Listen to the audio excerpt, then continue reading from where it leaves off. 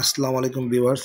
এখানে আমরা Poco M3 একটা সেট আসছে, সেটা নাকি আপনার অটো কোয়ালকম পোর্ট পেয়ে থাকে। এই দেখেন সেটটা ডেড অবস্থায়, মানে সেটটা চালু হয় না, কোনো কিছুই আসে না। তো আমরা এখানে কেবল লাগিয়ে আমরা প্রথম কম্পিউটারের ড্রাইভারে চেক করে দেখলাম যে এটা অটো কোয়ালকম হয়ে থাকে। দেখেন এখানে যে ওই যে কোয়ালকম, অটো কোয়ালকম লেখা হয়ে আছে। তো এই সেটটাতে আমরা বেসিক্যালি যে কাজটা করি এটা অনেক কমন একটা কাজ। তো মাদারবোর্ডটা প্রথমে আমরা খুলে নিব, খুলে নিয়ে আমরা এইখানে বোর্ডটা উল্টো দিকে যে এই যে দেখেন ছোট্ট শেলটা, এটা খুলবো। এটা জাস্ট আমরা হট গান দিয়ে এটা আমরা খুলবো। খুলে চতুর্দিকে পেঁচ দিয়ে আমরা খুব সাবধানে খুলবো, এটা কারণ এটা নিচে যেন কোনো কম্পোনেন্ট নষ্ট না হয়। তো আমরা খুললাম, তো খোলার পরে এটা আবার লাগিয়ে দিব। তো দেখেন পুরো ভিডিওটা দেখবেন না টেনে। তো এটা জাস্ট আমরা আবার সাবধানে আবার লাগিয়ে দিলাম, জাস্ট খুললাম আর লাগালাম, এর কাজ কিন্তু এতটুকুই। তো এতটুকু করার পরে আমরা দেখবেন যে এই সেটটা যখন আমরা ফিটিং করবো সেটা চালু হয়ে যাবে, বা চালু হয়ে গেছে অলরেডি দেখেন।